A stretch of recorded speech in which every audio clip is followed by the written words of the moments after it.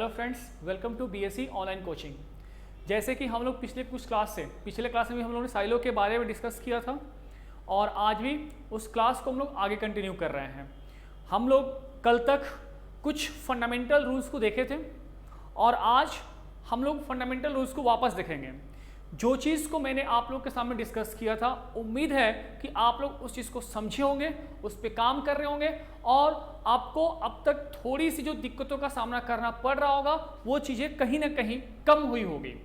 आज हम लोग फंडामेंटल रूल में आगे जो 4th number, I think 3rd तक हम लोगों ने फंडामेंटल रूल डिस्कस किया था। अब अगला जो चौथा फंडामेंटल रूल होगा उसको हम डिस्कस करने वाले हैं। ध्यान देना, 4th नंबर फंडामेंटल जो रूल है वो डिस्कस करने वाले हैं। जैसे इसमें अब हम क्या कहने वाले हैं, चौथा जो फंडामेंटल रूल होगा, बोला गया है कि अगर if the given statement are in form of particular type, अगर हमारा दिया गया स्टेटमेंट किस प्रकार का हो, पार्टिकुलर टाइप का होता है, देन तब हमारा no any universal type of conclusion can be valid. अगर हमारा, मैं फिर से रिपीट कर रहा हूं, अगर हमारा दिया गया स्टेटमेंट किस रूप में हो, पार्टिकुलर टाइप में होता है, तो कोई भी हमारा यूनिवर्सल टाइप का जो कंक्लूजन होगा वो वैलिड नहीं होगा। ठीक है, मैं इसको इंग्लिश में रिपीट कर रहा हूं। If a given statement in form of particular type, then no any conclusion will be valid in form of universal type. Yes, it can be happen. What? क्या हो सकता है कि that conclusion may be true in form of possibility if universal type of conclusion are given। हमारा जो conclusion है वह universal type में ट्रू हो सकता है, किस फॉर्म में, पॉसिबिलिटी के फॉर्म में। करेक्ट है। तो फिर से मैं रिपीट करने वाला हूं, देखो ध्यान से कि हमने अभी कहा पार्टिकुलर टाइप, तो पार्टिकुलर टाइप में हमारा जो स्टेटमेंट होता है वह सम के फॉर्म में होता है और किस फॉर्म में होता है, सम नॉट के फॉर्म में होता है। ये हो गया।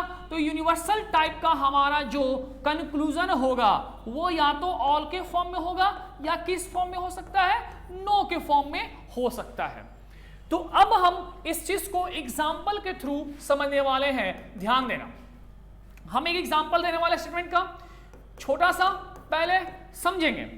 हम अब जो स्टेटमेंट देने वाले हैं वो पार्टिकुलर टाइप में होगा, मतलब या तो सम के फॉर्म में होगा या क्या नहीं होगा जी, सम नॉट के फॉर्म में होगा।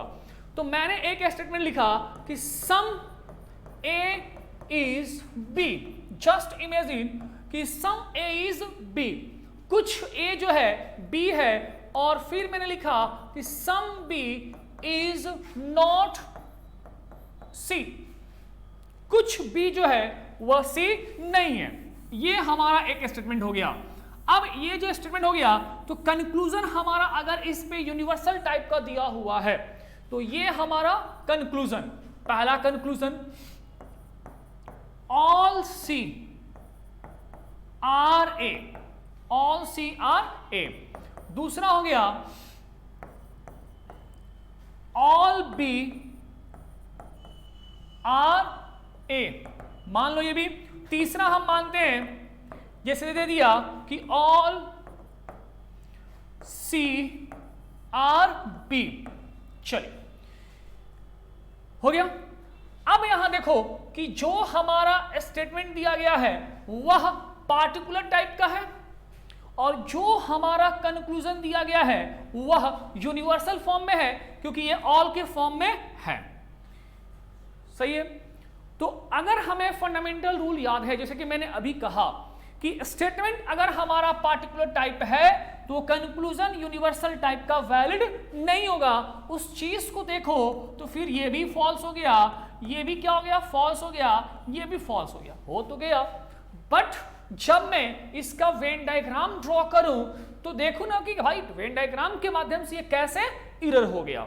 तो सबसे पहले हम वेन डायग्राम ड्रॉ करेंगे और कहा कि सम ए इज बी, कुछ ए, तो ये ए है और कुछ ए क्या हो गया, बी हो गया। फिर इसके बाद क्या बोला कि कुछ बी जो है, सम बी क्या है जी, नहीं है, क्या नहीं है, सी नहीं है। तो मान लो कि बी का यह हिस्सा, इसको मैं डार्क कर रहा हूं, बी का यह हिस्सा जो है वह क्या नहीं होगा, सी नहीं होगा। कोई बात नहीं, जब सी नहीं होगा तो ये ले लो, सी नहीं होगा।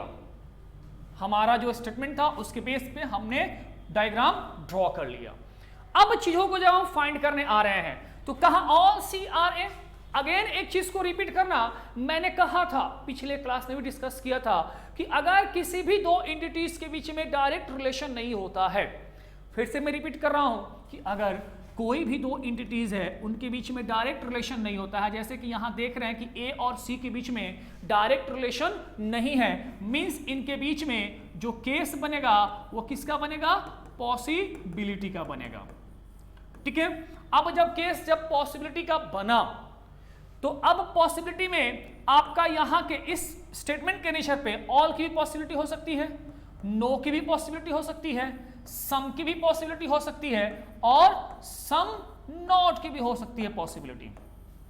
इतने मतलब चारों के चारों जो फेस हैं वो सारे पॉसिबिलिटी में यहां पे एग्जिस्ट कर सकते हैं।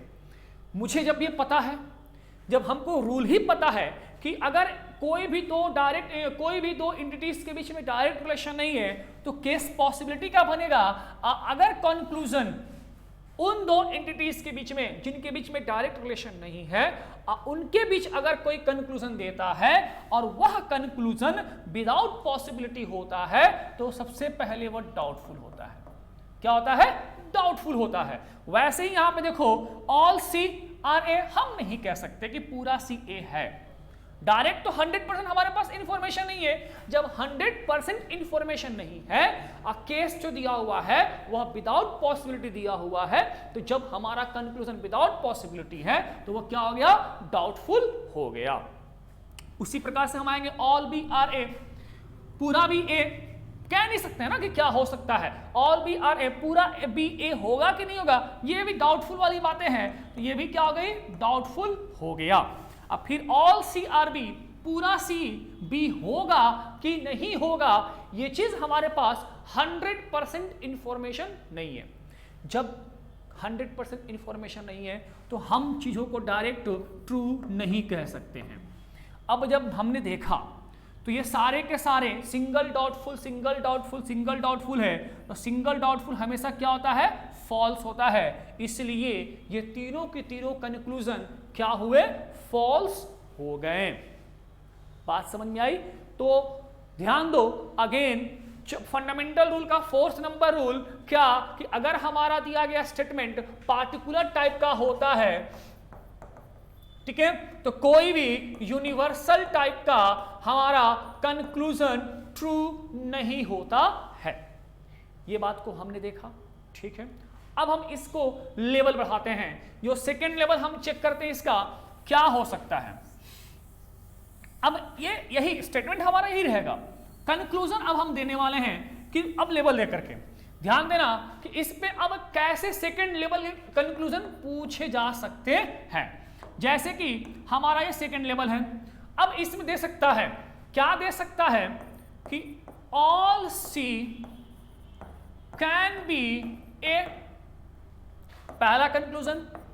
दूसरा कंक्लूजन कि all C can be B, okay, ठीक है, no A being C is a possibility। ठीक है, अगेन देखो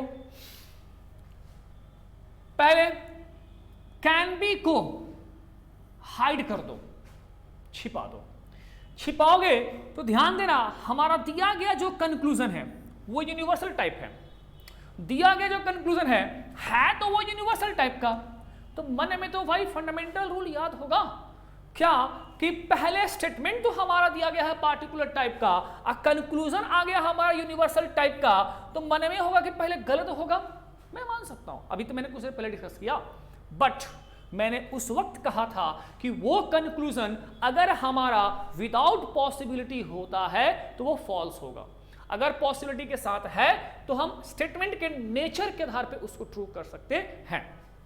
अगेन हम C और A के बीच में अगर रिलेशन देखें तो there is no direct relation between A and C, it means the possibility case will be created between A and C, ठीक है, and possibility will be valid in form of all, इधर no, इधर some, otherwise some not.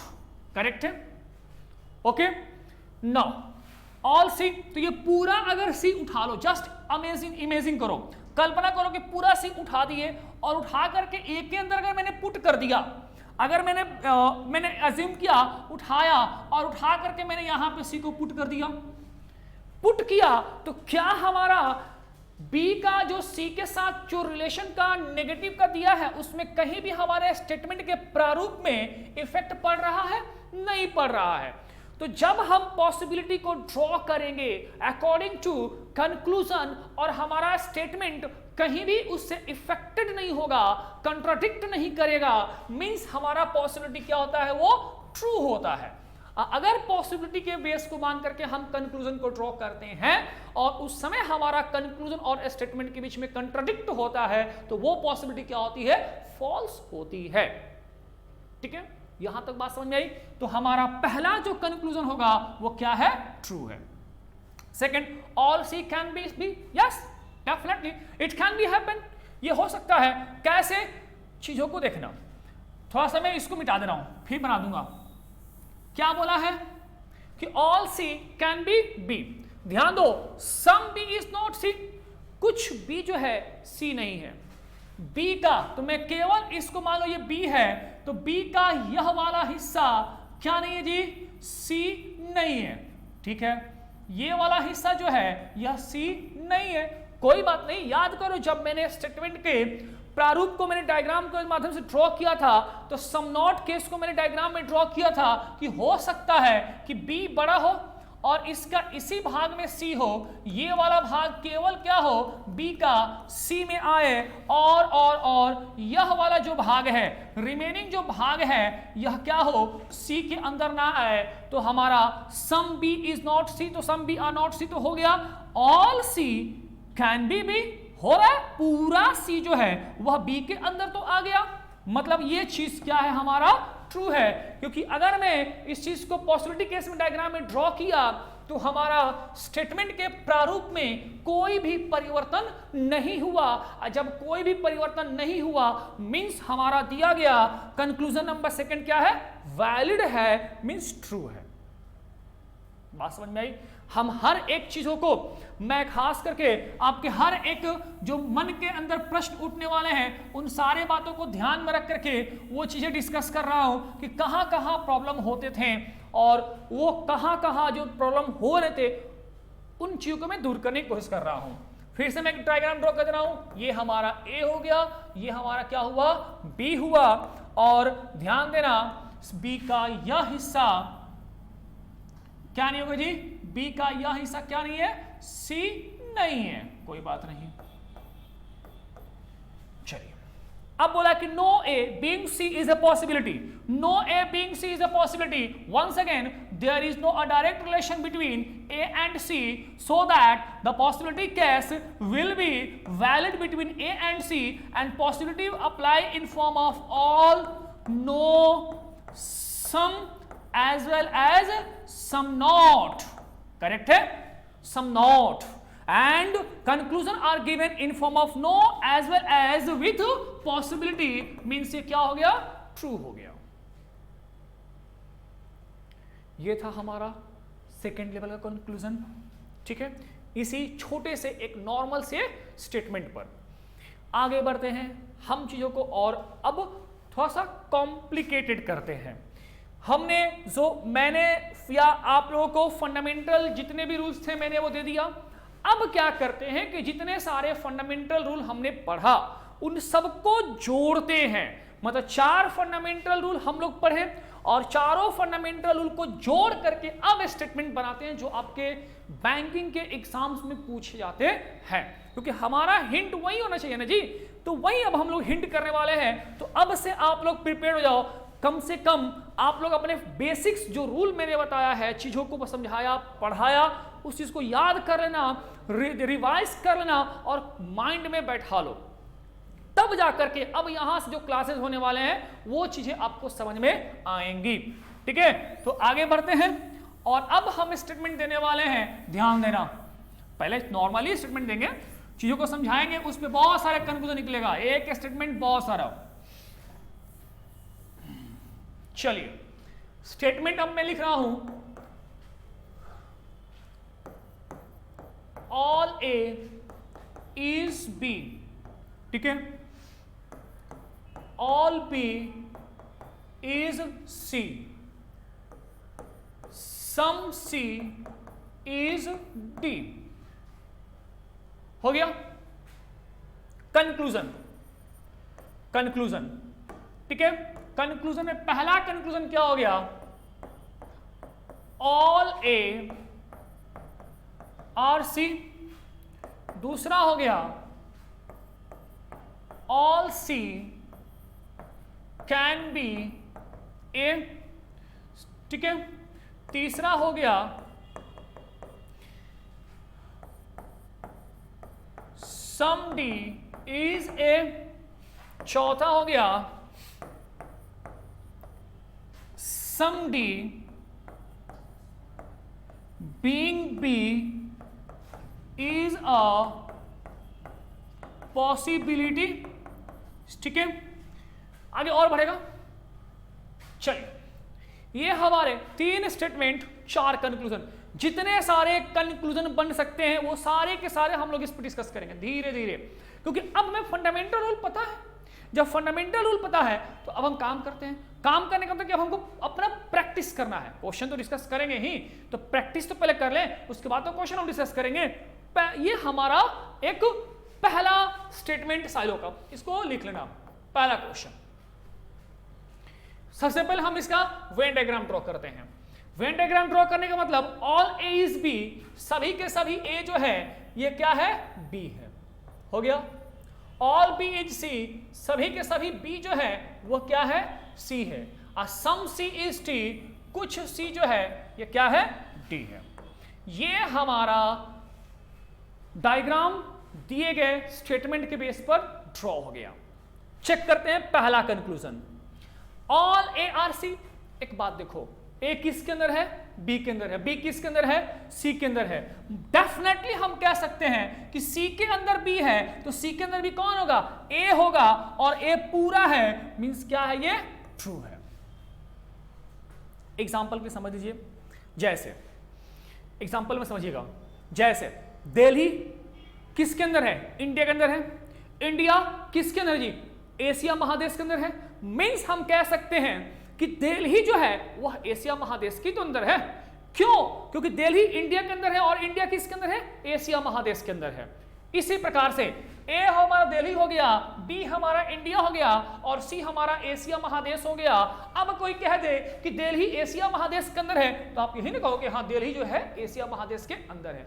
थोड़ी ना दिल्ली अब Europe चला जाएगा, ऐसा कुछ तो नहीं है, या ऑस्ट्रेलिया महादेश में चला जाएगा, ऐसा कुछ नहीं है। करेक्ट है, ठीक है। आगे बढ़ते हैं। Second, all C can be A. Yes, मैंने कहा था कि जब भी बड़ा सर्कल छोटा के अंदर जाएगा, जब भी बड़ा सर्कल बड़ा वाला जो बाहर का है वो अपने अंदर छोटे वाले में जाएगा तो वो चीज केस हमेशा किस में जाएगा, पॉसिबिलिटी में जाएगा। और यहां पे कैन भी दिया हुआ है, पॉसिबिलिटी है, मींस ये भी क्या है, ट्रू है। ठीक है। अब some D is A, once again some D is A, ध्यान देना डी ए और डी के बीच में डायरेक्ट रिलेशन नहीं है। ए और डी के बीच में डायरेक्ट रिलेशन नहीं है, means there is no a direct relation between A and D. It means the case will be applied in form of possibility, and possibility also apply in face of all, no, some as well as some not. Sum B is A, sum D is A, sum D is A। A और D के बीच में direct relation नहीं है तो याद करो, फिर से चीजों को सुनो, जिन भी दो एंटिटीज के बीच में डायरेक्ट रिलेशन नहीं होता है तो उनके बीच पहला केस बनता है डाउटफुल का। क्या बनता है जी, डाउटफुल का। अगर वह डाउटफुल पॉसिबिलिटी के साथ दिया हुआ है, अगर वह डाउटफुल पॉसिबिलिटी के साथ है तो वह ट्रू होगा, अगर डाउटफुल पॉसिबिलिटी के साथ नहीं है, डाउटफुल सिंगल डाउटफुल है, तो वह फॉल्स होगा। तो फिलहाल इस चीज को रखो, आगे बढ़ते हैं। Some D beings B is a possibility. Some D, कुछ डी जो है वह बी का होने की संभावना है, पॉसिबिलिटी है। चलो ठीक है, एक चीज पहले इसको हाइड कर दो, पॉसिबिलिटी को छिपा दो। जस्ट अज्यूम कि ये पॉसिबिलिटी हमारा हाइड हो गया, तो बचा क्या हमारे पास, यहां से लेकर के यहां तक बचा सम डी बीइंग्स बी। ठीक है, अब एक चीज देखो, क्या देखना है कि बी और डी के बीच में डायरेक्ट रिलेशन नहीं है। जब डायरेक्ट रिलेशन नहीं है मींस केस जो बनेगा अगेन पॉसिबिलिटी का बनेगा, और पॉसिबिलिटी यहां पे या तो ऑल के फॉर्म में हो सकता है, या नो के फॉर्म में हो सकता है, या सम के फॉर्म में हो सकता है, या सम नॉट के फॉर्म में हो सकता है। ये हो सकता है। और केस हमारा दिया हुआ है सम का, मींस पहले बी और डी के बीच में डाउटफुल केस बना, डाउटफुल बना। यह डाउटफुल जो है देखो किसके साथ दिया हुआ है, पॉसिबिलिटी के साथ। डाउटफुल किसके साथ है, पॉसिबिलिटी के साथ, मींस ये क्या हो गया, ट्रू हो गया। मतलब ये क्या हुआ, ट्रू हो गया। अब आते हैं कंक्लूजन नंबर 3 पे। ये डाउटफुल है, सिंगल डाउटफुल हमेशा क्या होता है, फॉल्स होता है। सिंगल डाउटफुल क्या होता है, फॉल्स होता है। उम्मीद अब मैं कर रहा हूं कि चीजें आपके अब पहले की तुलना में आसान होते रहे होंगे, आसान हो रहे होंगे साइलोलिज्म के केस में। ठीक है, तो अगले कंक्लूजन की ओर बढ़ते हैं। कंक्लूजन हमारा स्टेटमेंट यही रहेगा, कंक्लूजन अब चेंज होगा। तो मैं इसको इरेज कर रहा हूं, ध्यान देना।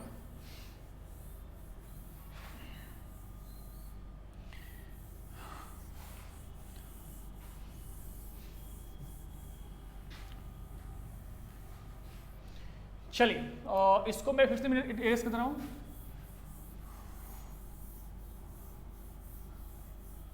क्या था हमारा, ये ए, पूरा ए क्या था, बी था। अब पूरा बी क्या था, सी था। अब कुछ सी क्या था, डी था। ठीक है, अब सेकेंड कंक्लूजन, पहला फेस कंक्लूजन का हमने इस स्टेटमेंट का देखा, नॉर्मल सा। सेकेंड में हम आते हैं, पहला कि all A being D is a possibility. ठीक है, दूसरा हो गया all B can be A. ठीक है, तीसरा हमारे पास क्या हो गया, no D can be B, कोई बात नहीं। चौथा हो गया some C being A is a possibility. ठीक है, some C being A is a possibility. ये हमारे अगेन 4 कंक्लूजन इसी नॉर्मल से स्टेटमेंट पर।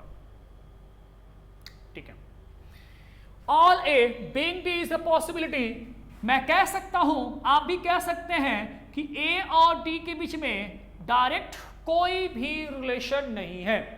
जब ए और डी के बीच में डायरेक्ट रिलेशन नहीं है मींस केस पॉसिबिलिटी का। अब पॉसिबिलिटी भी कैसा, हर तरीके का, ऑल वाला भी, नो का भी, सम का भी और सम नॉट का भी, इतने प्रकार के जो भी ये पॉसिबिलिटी बनेंगे। इसी प्रकार का बी और डी में भी होगा और ये भी बनेगा पॉसिबिलिटी, और वो भी हर तरीके का। जब इतना पता है तो पॉसिबिलिटी को कुछ देर के लिए हाइड करोगे तो ध्यान देना, ऑल ए बीइंग डी, ये चीज अगर मैं देखूं तो पहले देखोगे ये क्या है, डाउटफुल है। क्यों? क्योंकि ए और डी के बीच में डायरेक्ट रिलेशन नहीं है। ए और डी के बीच में डायरेक्ट रिलेशन नहीं है तो मैंने कहा था कि किसी भी दो एंटिटीज के बीच में अगर डायरेक्ट रिलेशन नहीं होता है तो उनके बीच में डाउटफुल होता है। अगर डाउटफुल पॉसिबिलिटी के साथ दिया हुआ है, अगर वह डाउटफुल किसके साथ हो, पॉसिबिलिटी के साथ हो, मतलब वह दिया गया कंक्लूजन जो है वह क्या होगा, ट्रू होगा। बात समझ में आया? Why? Because of there is a no direct relation between A and D. It means the case come under doubtful, and if a doubtful given with possibility means these conclusions are true. Okay? Come the next conclusion of these statement. What? All B can be A. All B can be A. I told you again and again. What? If a larger circle, if a bigger circle come inside a smaller circle, to always come in form of possibility. Possibility here is can be given represent possibility. Here is can be represent possibility, and B come inside A in form of with possibility या in form of possibility, means ये भी क्या हो गया, true हो गया। ये भी क्या हुआ जी, ट्रू हुआ। ठीक है, अब आ जाओ, no D can be B, it's okay ना। ए और डी के बीच में डायरेक्ट रिलेशन नहीं है। जब डायरेक्ट रिलेशन नहीं है तो पहले अगर मैं कैन बी को हाइड कर दूं तो ए और बी और डी के बीच में ये डाउटफुल हुआ। डाउटफुल है किसके साथ है जी, पॉसिबिलिटी के साथ है। किसके साथ है, पॉसिबिलिटी के साथ है। तो अगर हमारा डाउटफुल पॉसिबिलिटी के साथ है तो वह क्या होगा, ट्रू होगा। और थर्ड हमारा कंक्लूजन ये भी क्या होगा, ट्रू होगा। इसी प्रकार से हम अगर फोर्थ कंक्लूजन की बात करें तो कह रहा है कि some C beings A is a possibility.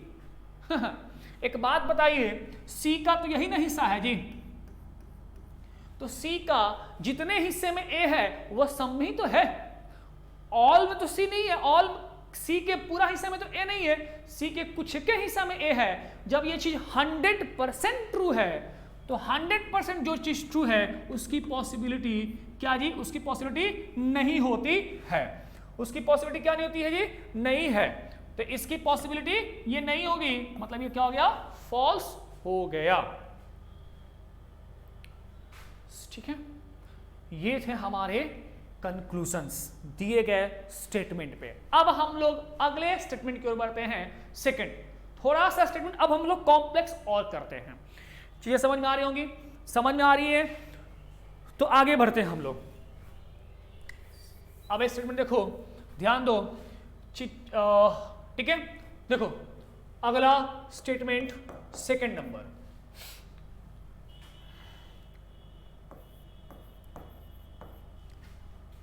some pen are cat, some pen are cat, ठीक है। no cat is dog, okay। all dog is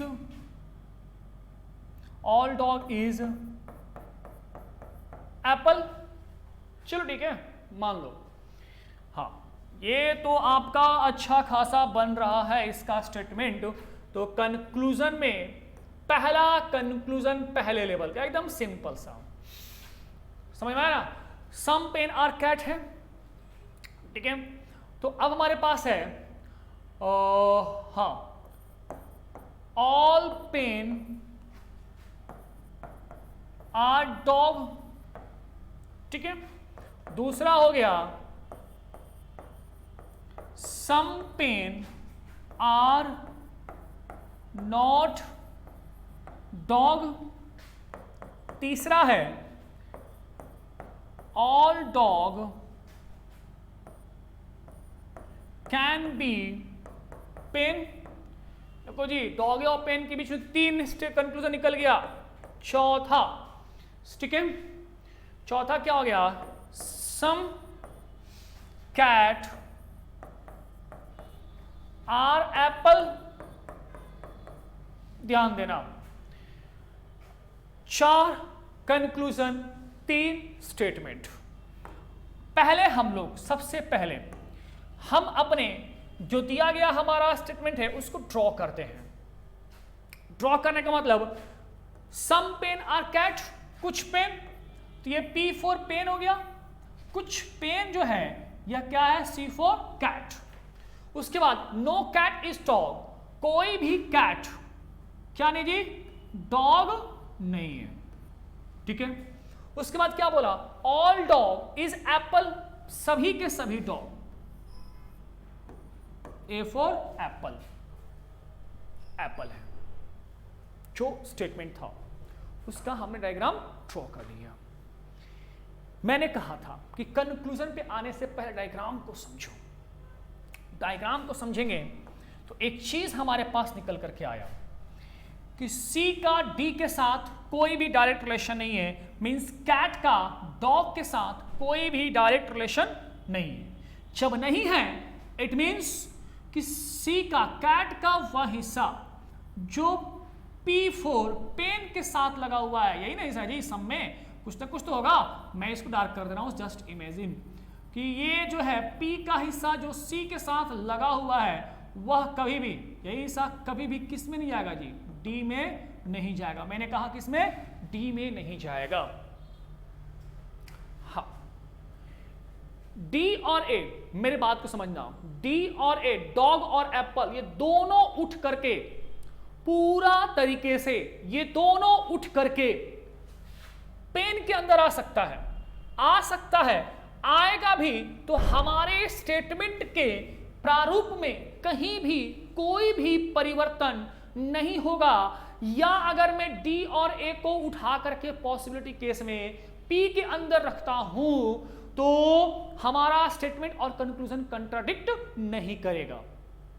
फिर से रिपीट कर रहे हैं, D और A को उठा करके, कल्पना करो ये D और A पूरा उठ गया, उठा करके P के अंदर डालोगे तो कहीं भी हमारा जो स्टेटमेंट है ये वाला कंट्राडिक्ट नहीं करेगा।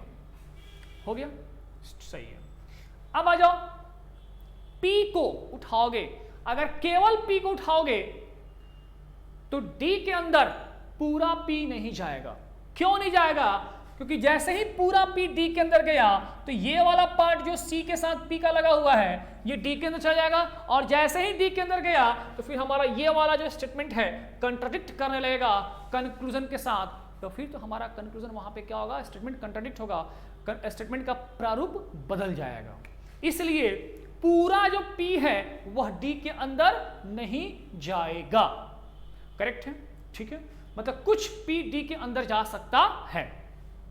अगला, ये P और C दोनों को उठाओ, दोनों को उठाओगे तो A के अंदर आ सकते हैं दोनों, पूरा दोनों के दोनों A के अंदर आ सकते हैं। P और C ये दोनों के दोनों पूरा A के अंदर आ सकते हैं, ठीक है। आएंगे तो हमारे स्टेटमेंट के कहीं भी प्रारूप में कोई भी परिवर्तन नहीं होगा। उसी प्रकार से ये पूरा A जो है C के अंदर नहीं जाएगा। क्यों नहीं जाएगा? कि अगर पूरा A C के अंदर गया तो D भी जो है किसके अंदर जाएगा, ये C के अंदर जाएगा, तो फिर हमारा ये वाला जो स्टेटमेंट है कंट्राडिक्ट करने लगेगा। इसका मतलब A का कुछ हिस्सा C के अंदर जा सकता है। जितना मैंने बात बताया वो सारी पॉसिबिलिटी थी, वो सारी क्या थी, पॉसिबिलिटी। कंक्लूजन अब जो है जितना मैंने बताया, अब कंक्लूजन इसी में से पूछेगा, इससे बाहर अब कंक्लूजन आ ही नहीं सकता है। एग्जामिनर अब यहां से अधिक क्वेश्चन निकालेगा, एग्जाम कंक्लूजन निकालेगा ही नहीं, बस यही कंक्लूजन है, जितना मैंने बता दिया इतने सारे के कंक्लूजन बनेंगे। तभी तो मैं कहता हूं डायग्राम को रीड करो, डायग्राम को पढ़ना जान जाओगे, कंक्लूजन कितना भी हैवी हो, कितना भी टफेस्ट दिया जाए, मतलब उससे नहीं पड़ेगा, आराम से क्वेश्चन बनेगा आपका।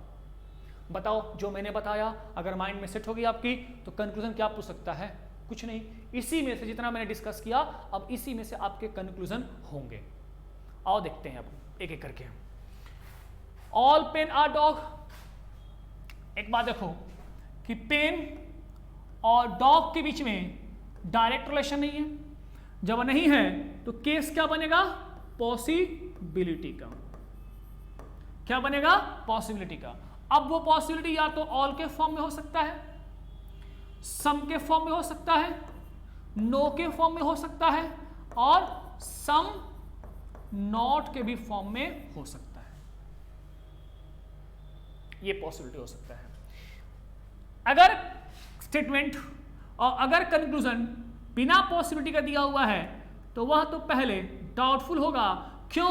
क्योंकि इनके बीच में, पेन और डॉग के बीच में डायरेक्ट रिलेशन नहीं है, तो डायरेक्ट रिलेशन नहीं है तो वो तो पहले डाउटफुल होगा। सिंगल डाउटफुल फॉल्स होता है, तो ये तो हमारा पहला डाउटफुल हो गया। आगे बोला कि some pen are not dog, some pen are not dog. ध्यान दो, सबसे पहले ये चीज सम पेन, कुछ पेन जो है वो क्या नहीं है, डॉग नहीं है। ये चीज हमारा 100% है, 100% है, तो 100% है क्या मतलब क्या जी, ये तो ट्रू हो गया। ये क्या हो गया, 100% है, मतलब ये ट्रू हो गया।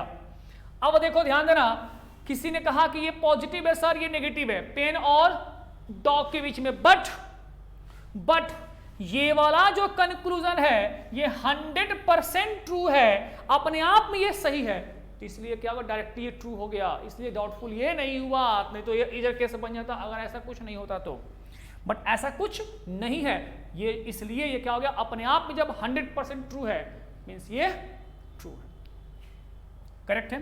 अब आ जाओ, all dog can be pen, yes, मैंने कहा अभी कि पूरा डॉग जो है वो पेन के अंदर आ सकता है। ध्यान दो कैसे, ये पेन हो गया हमारा, ये क्या हो गया जी, कैट हो गया, यहां पे डॉग है, ये पूरा डॉग आ गया। सपोज दैट कि हमारा ये जो हिस्सा है कैट का वो क्या नहीं है, डॉग नहीं है, कोई बात नहीं ना, नहीं है, ओके, नहीं है तो, लेकिन पूरा डॉग पेन के अंदर तो आया, it can be happen means can be true, yes it's a true हो गया। अगला 4th number, some cat are apple, some cat are apple. Again देखो, कैट और एप्पल के बीच में डायरेक्ट रिलेशन नहीं है। जब डायरेक्ट रिलेशन नहीं है मीन्स यह दिया गया जो कंक्लूजन है यह डाउटफुल हो गया, और डाउटफुल पॉसिबिलिटी में नहीं है तो वो क्या होगा, फॉल्स होगा। और वैसे भी ये सिंगल डाउटफुल है तो ये फॉल्स होगा, ये भी सिंगल डाउटफुल हो गया तो ये भी क्या हुआ, फॉल्स हो गया। ये थे हमारे कंक्लूजन स्टेटमेंट के बेस पर। समझ में आई बातें, ठीक है, तो हम आगे बढ़ते हैं और इस स्टेटमेंट के बेस पे कंक्लूजन को देखते हैं। घबराने की बात नहीं है, जो भी मन में इफ बट वाले सवाल थे, ये कैसे हो गया, वो कैसे हो गया, आप लोग बनाते होंगे, दिक्कतों का सामना करना पड़ रहा होगा, मैं समझ सकता हूं उस चीज को, वो अब आपके पास नहीं आने वाले, कम से कम आपसे दूर होने वाले हैं। हाँ, अगर आपने बढ़िया से चीजों को समझा होगा जो मैंने आपको पढ़ाया है। मैं फिर से इस चीज को ड्रॉ कर दे रहा हूं, पेन, कुछ पेन जो है वह कैट है, कोई भी कैट जो है वह डॉग नहीं है, अब पूरा डॉग जो है वह एप्पल है। चलिए आगे बढ़ते हैं और सेकेंड लेवल का कंक्लूजन चेक करते हैं। उसमें पहला हो गया, all pen being dog is a possibility,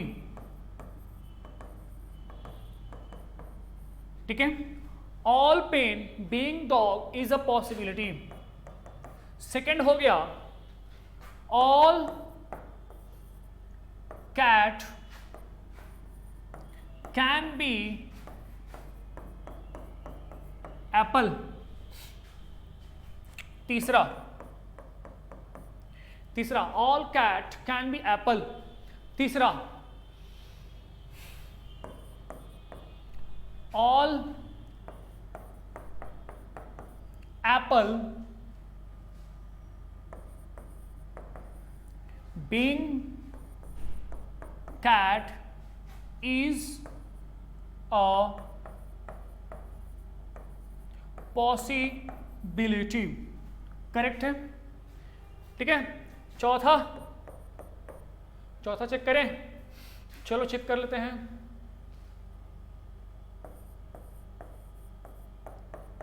some pain beings apple is a possibility, ठीक है। Some pens beings apple is a possibility. ये हमारे 3 स्टेटमेंट और ये हमारे 4 कंक्लूजन। वंस अगेन अब आपके एग्जैक्ट क्लर्क लेवल के क्वेश्चंस टच हो रहे हैं। एग्जाम्स में ऐसे ही प्रश्न पूछे जाते हैं, ध्यान देना। हमारे पास डायग्राम है, डायग्राम में P और C का यह वाला हिस्सा सम में है, चलिए ठीक है, कोई बात नहीं, ठीक है, हो गया। आइए अब चेक करते हैं। सबसे पहला कंक्लूजन कह रहा है कि all pens being stock is a possibility. Possibility को पहले यहां पे हाइड कर दो, इसको अब छिपा दो। पेन और डॉग, P और D, ध्यान दो, पेन और डॉग के बीच में डायरेक्ट रिलेशन नहीं है।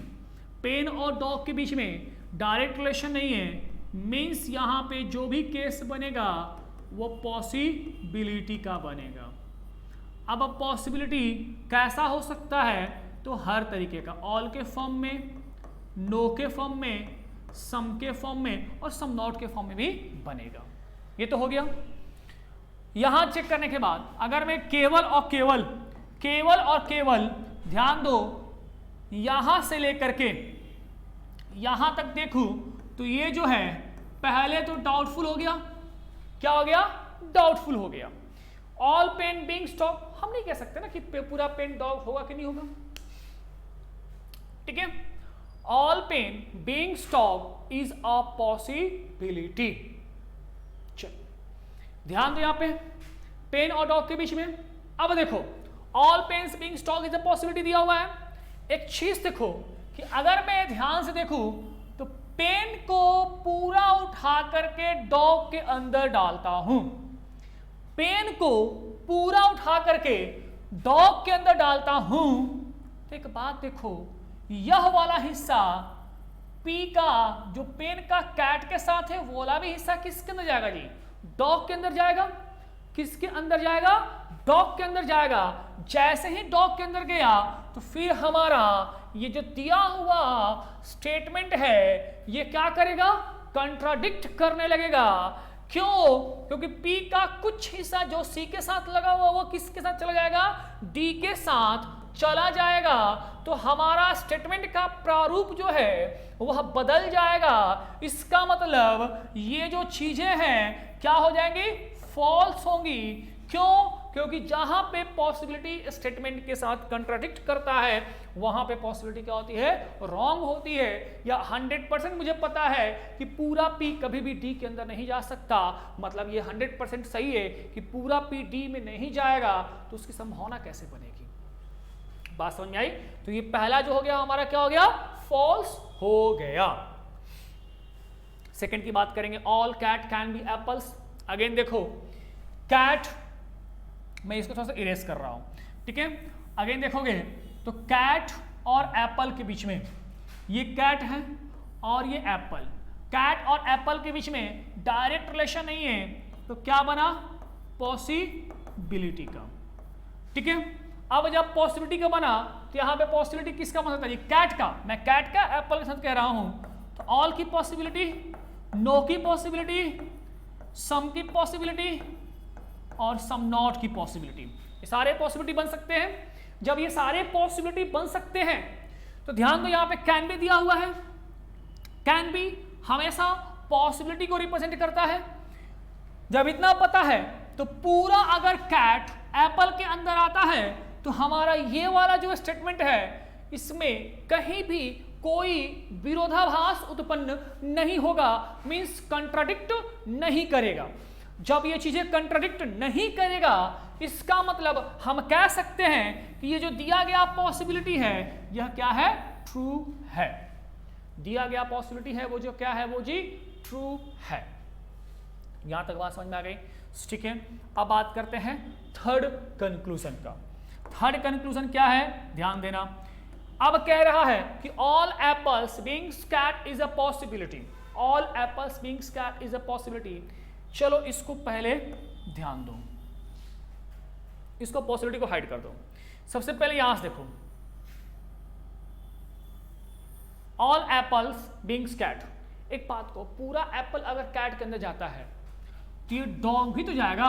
पूरा एप्पल अगर कैट के अंदर गया तो कैट के अंदर कौन जाएगा? डॉग जाएगा। अगर कैट के अंदर डॉग गया तो फिर हमारा ये जो स्टेटमेंट दिया गया है क्या करेगा जी? इसके साथ थर्ड नंबर कंक्लूजन के साथ कंट्राडिक्ट करेगा, मतलब ये चीज नहीं हो सकता है, ये फॉल्स है। ये पूरा एप्पल जो है कैट के अंदर जाएगा ही नहीं। जब ये 100% ट्रू है कि ये गलत है तो पॉसिबिलिटी भी कैसे सही हो सकती है?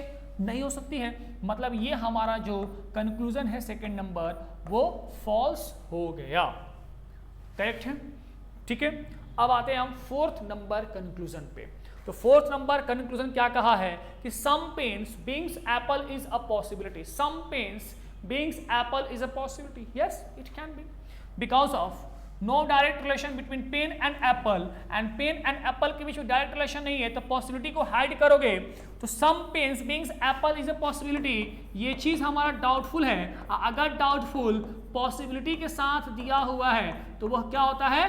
ट्रू होता है। अगर हमारा डाउटफुल जो है क्या दिया हो जी? पॉसिबिलिटी के साथ दिया हो तो वह क्या होता है? ट्रू होता है। और फोर्थ नंबर कंक्लूजन में वही किया गया है।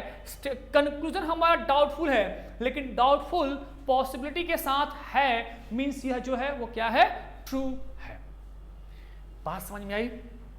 ये थे हमारे कंक्लूजन इस सेकंड नंबर स्टेटमेंट पर। आगे बढ़ते हैं।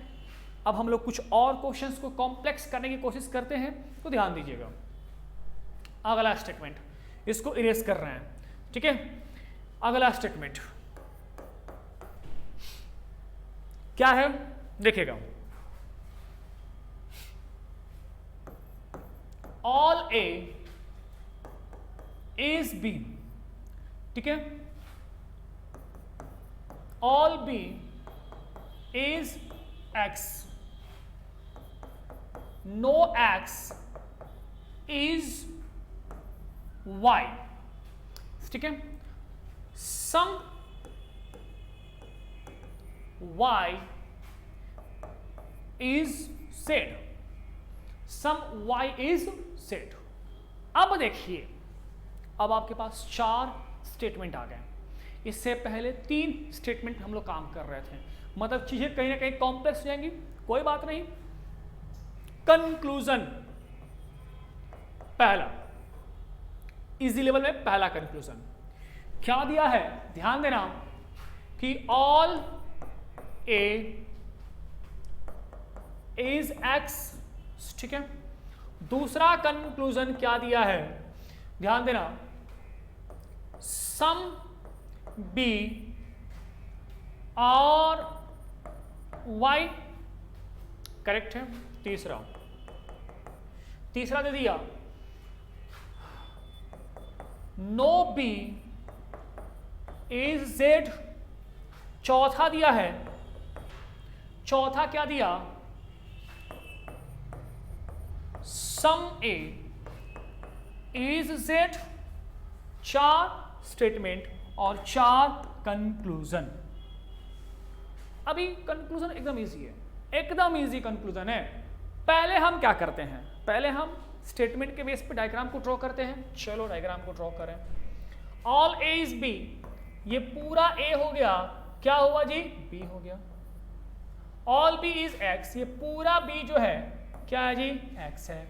नो एक्स इज वाई, कोई भी एक्स जो है वह क्या नहीं है जी? वाई नहीं है। और सम वाई इज जेड, कुछ वाई जो है वो क्या है? जेड है।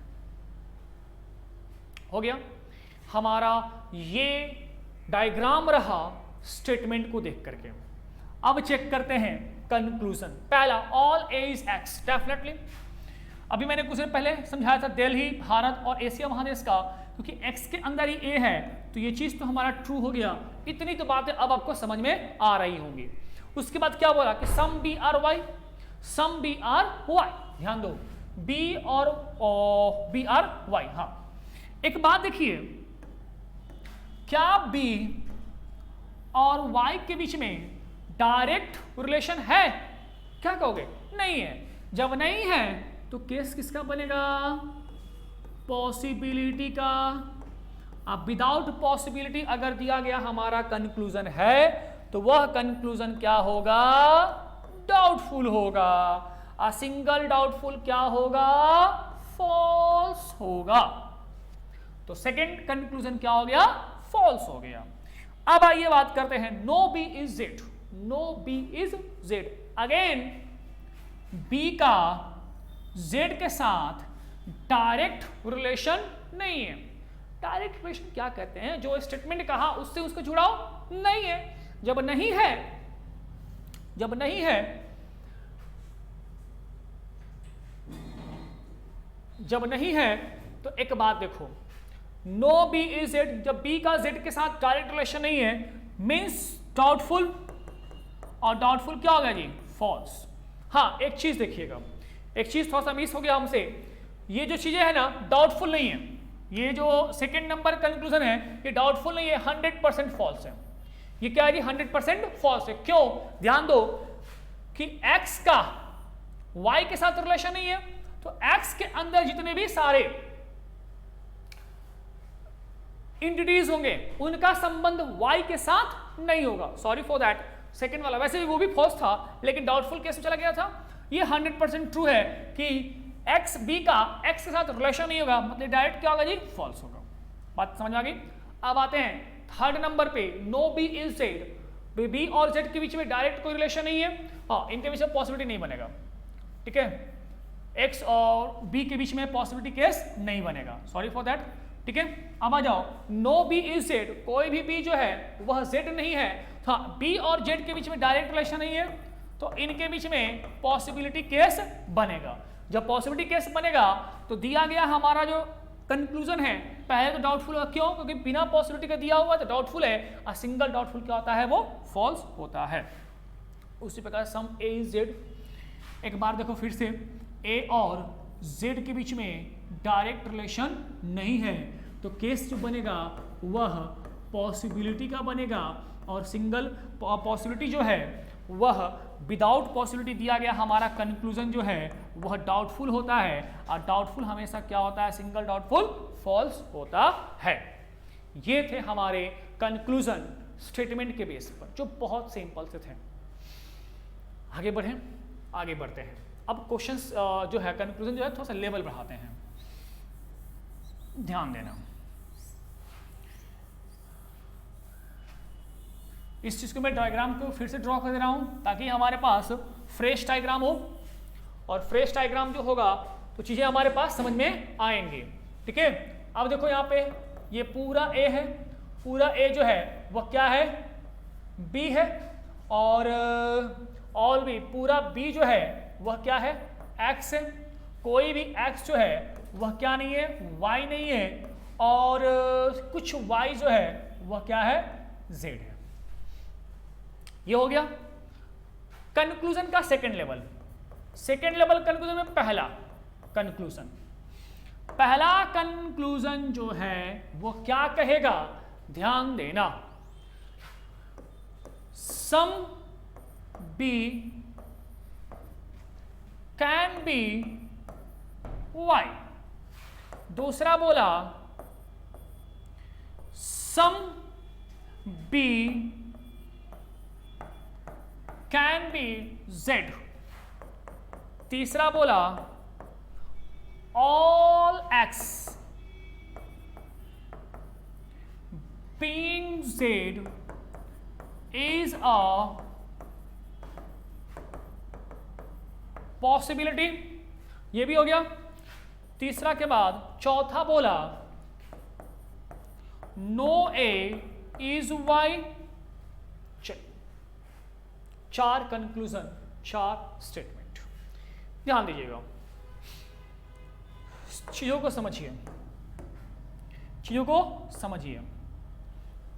y का x के साथ रिलेशन नहीं है, मीन्स y का b के साथ भी नहीं होगा, y का a के साथ भी नहीं होगा। क्यों? मैंने कल भी बताया था, सपोज दैट क्या कि आपके ग्रैंडफादर जो घर में सबसे बुजुर्ग हैं, अगर उनका बोलचाल आपके पड़ोसी से नहीं है, तो सीधी सी बात है, जब उनका बोलचाल पड़ोसी से नहीं है तो आपके पापा जी का भी बोलचाल पड़ोसी से नहीं होगा, आपका भी बोलचाल पड़ोसी से नहीं होगा, क्योंकि जो सबसे घर के बड़े हैं उन्हीं की बोलचाल पड़ोसी से नहीं होगा। इसी प्रकार से x का संबंध y से जब नहीं है तो x के अंदर b हो और a जो दिया हुआ है इसका संबंध y से नहीं होगा। ठीक है, जब नहीं होगा 100% कंफर्म है, तो जिसका 100% कंफर्म होता है क्या उसकी पॉसिबिलिटी होती है? नहीं होती है, मींस ये क्या हो गया? फॉल्स। करेक्ट है। अब इसके बाद देखो सम b can be z, b और z के बीच में डायरेक्ट रिलेशन नहीं है। जब डायरेक्ट रिलेशन नहीं है तो केस यहां जो बनेगा वह पॉसिबिलिटी का बनेगा, और पॉसिबिलिटी में दिया हुआ है सम का केस बनेगा पॉसिबिलिटी में, मींस ये जो चीज है दिया हुआ पॉसिबिलिटी में वो क्या है? ट्रू है, क्योंकि b का z के साथ कोई डायरेक्ट रिलेशन नहीं है। जब b का z के साथ डायरेक्ट रिलेशन नहीं है तो इनके बीच पॉसिबिलिटी होगा, और कुछ ना कुछ तो हो सकता है, ये पॉसिबिलिटी में हो सकता है, मींस ये चीज क्या है? ट्रू है। उसके बाद बोला कि all x being z is a possibility, all x, yes पूरा x z के अंदर आ सकता है, क्यों नहीं आ सकता है जी? देखो तो दिखा रहे हैं, ध्यान दो, ये z हो गया और ये क्या हो गया? y, इसके अंदर पूरा x आ गया, आया ना? और कोई भी x जो है वह क्या नहीं है जी? y नहीं है। हमारा कंक्लूजन के बेस मान करके अगर मैं डायग्राम को ड्रॉ किया तो कहीं भी हमारा स्टेटमेंट कंट्राडिक्ट नहीं किया, मींस ये चीज क्या है? ट्रू है। वो चीज क्या है? ट्रू है। ठीक है, आगे आ जाओ। No A is Y, 100% true है, ए का वाई के साथ नहीं रिलेशन होगा, 100% ट्रू है, तो ये चीज भी क्या है? ट्रू है। आई बात समझ में? करेक्ट है। ये थे सेकेंड लेवल। थर्ड में हम आते हैं, थोड़ा सा आगे बढ़ते हैं तो ध्यान देना। थर्ड में क्या कहेंगे? सेकेंड लेवल में उसको रख सकते हो, कोई आपत्ति नहीं है, क्या समझिएगा।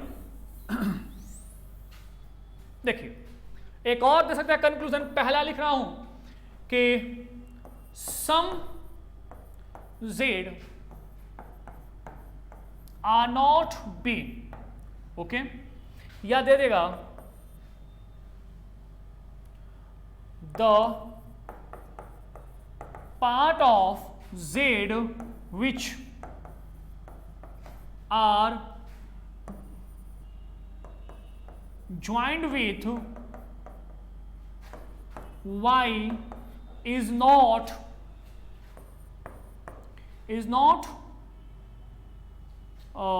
part of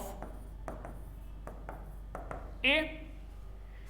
ध्यान दो, थोड़ा सा लैंग्वेज को लेंदी कर दिया, बड़ा कर दिया, घबराने की बात नहीं है। हमको पता है, ये चीजें पता है हमको, जब मुझे पता है, जानकारी है, तो चीज को टफ जितना भी करे मतलब उससे नहीं है। ठीक है, समझो सम जेड आर नॉट बी। एक बात सही है कि देखो जेड का यह हिस्सा जो किसके साथ लगा हुआ है? वाई के साथ लगा हुआ है। जेड का वह हिस्सा जो वाई के साथ लगा हुआ है, डेफिनिट तौर पे 100% वह किसके अंदर नहीं जाएगा जी? बी के अंदर नहीं जाएगा। ये चीज 100% ट्रू है। तो क्या है जी? ट्रू है, 100% ट्रू है कि जेड का वह हिस्सा जो वाई में लगा हुआ है वो कभी भी किसके अंदर नहीं जा सकता है? बी के अंदर नहीं जा सकता है। वही है, और वही चीज को यहां पे लंबा कर दिया। क्या कर दिया? The part of Z, Z का वह हिस्सा which are joint with Y, Z का वह हिस्सा जो वाई के साथ जुड़ा हुआ है, is not the part of A. बात तो वही है। इसी भाषा को, इतना छोटा चीज को यहां पे लंबा करके दे दिया, तो कहो कि लो ये क्या कर दिया जी? कंक्लूजन के प्रारूप में चेंज कर दिया। कुछ नहीं किया, चीज वही लंबा कर दिया। क्या कहा कि जेड का वह हिस्सा जो वाई के साथ लगा हुआ है वह किसका हिस्सा नहीं हो सकता है? ए का नहीं हो सकता है। हाँ, नहीं हो सकता है। ये भी क्या है? ट्रू है। बात को समझ में आई? तो ठीक है, आगे बढ़ते हैं अगले स्टेटमेंट की ओर। अगला स्टेटमेंट,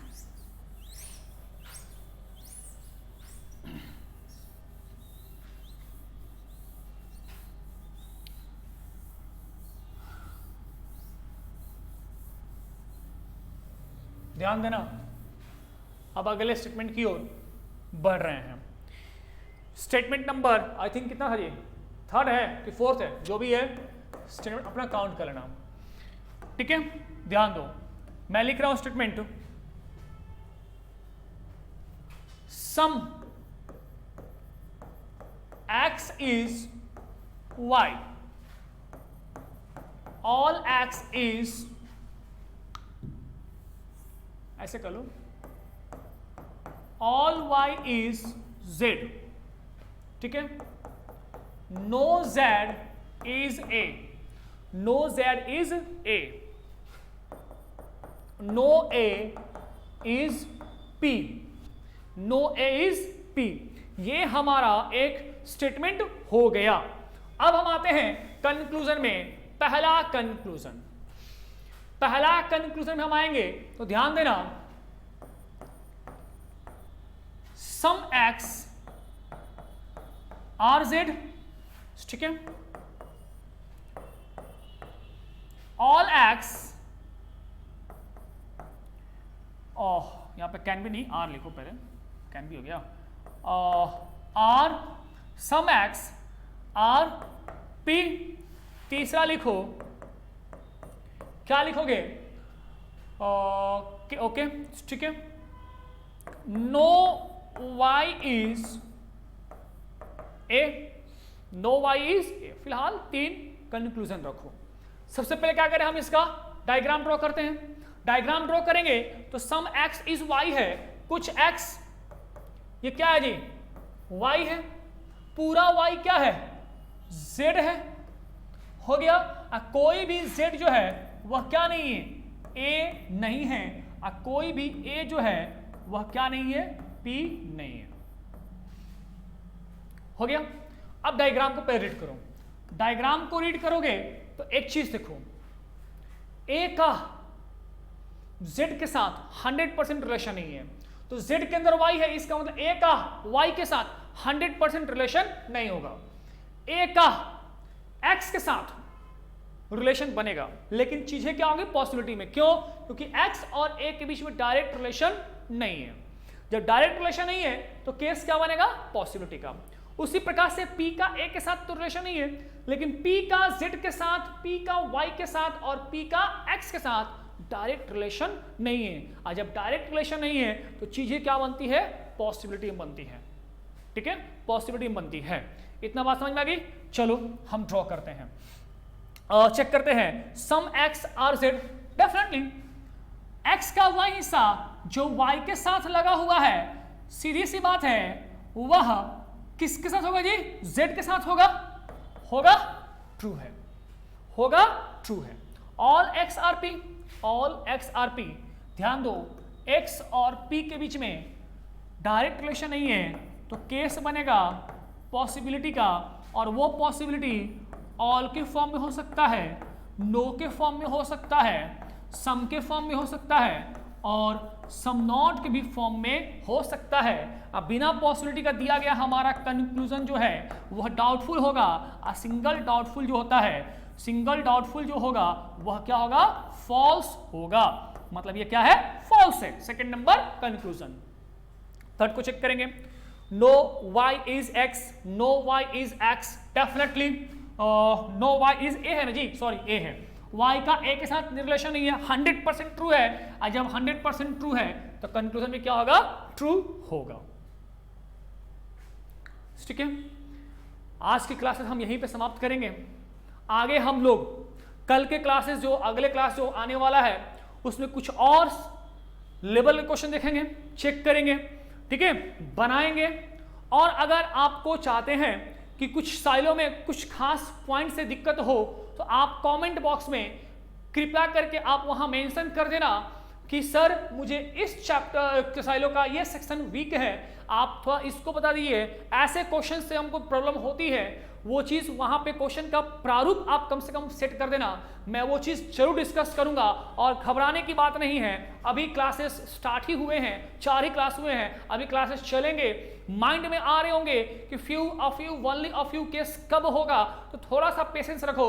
जब हम चीज़ें बेसिक समझ लेंगे तो डेफिनेटली उस चीज़ को भी हम समझेंगे, क्योंकि अभी हमको इनवर्स बताना है, डेफिनेट ट्रू डेफिनेट फॉल्स बताना है, सम नॉट केस वैसे पढ़ा तो दिए हैं हम, definite true, definite false, some not case. लेकिन होता है ना कि सर ये था आपने नहीं बताया, तो वो चीज भी डिस्कस करेंगे।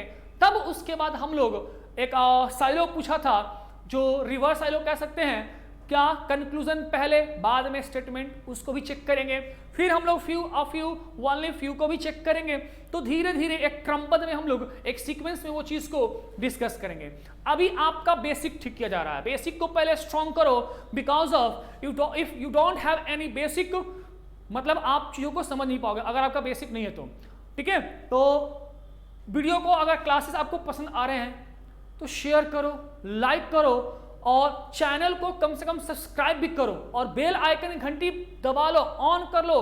क्योंकि कितने बच्चे क्या मैसेज करते हैं, सर कब वीडियो अपलोड होगा, वो चीज छोड़ो, आइकन बेल आइकन की घंटी को दबा दो, ऑन कर दो, क्योंकि जैसे ही वीडियो अपलोड होंगे वो मैसेज कम से कम आपके पास इन्फॉर्म के रूप में चला जाए। तो मिलते हैं अगले क्लास में, till have a nice day.